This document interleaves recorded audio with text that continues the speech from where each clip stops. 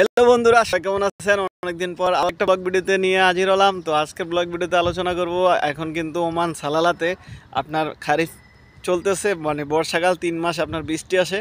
আর এই সময়টাতে কিন্তু একদম ঠান্ডা, এই যে দেখতেছেন আবহাওয়া একদম ঠান্ডা, মানে বাংলাদেশ থেকেও আরও ঠান্ডা, এত সুন্দর আবহাওয়া থাকে। আর এখান থেকে মানে খারিফ শুরু হয় 15 তারিখ থেকে খারিফ শুরু হবে। আর এখানে কিন্তু আপনার এই যে সৌদি, ইয়েমেন, তারপর দুবাই থেকেও কিন্তু লোক আসে এই যে সালালাতে আইসা কিন্তু ঘুরে, আশেপাশে অনেক মেলা বসে।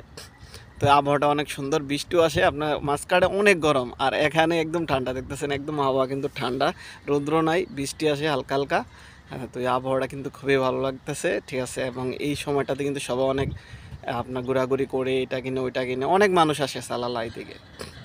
তো সব ভালো থাকবেন। এইদিকে অবশ্যই আসে না, ঠিক আছে, মানে খারিফের জায়গা অন্য একটা। তো আমি এইদিকে আসছি, ভিডিওটা বানালাম। আপনারা ভালো থাকবেন সবাই, অবশ্যই ভিডিওতে লাইক কমেন্টস করে দেবেন, আমাদের পেজটা ফলো করে দেবেন।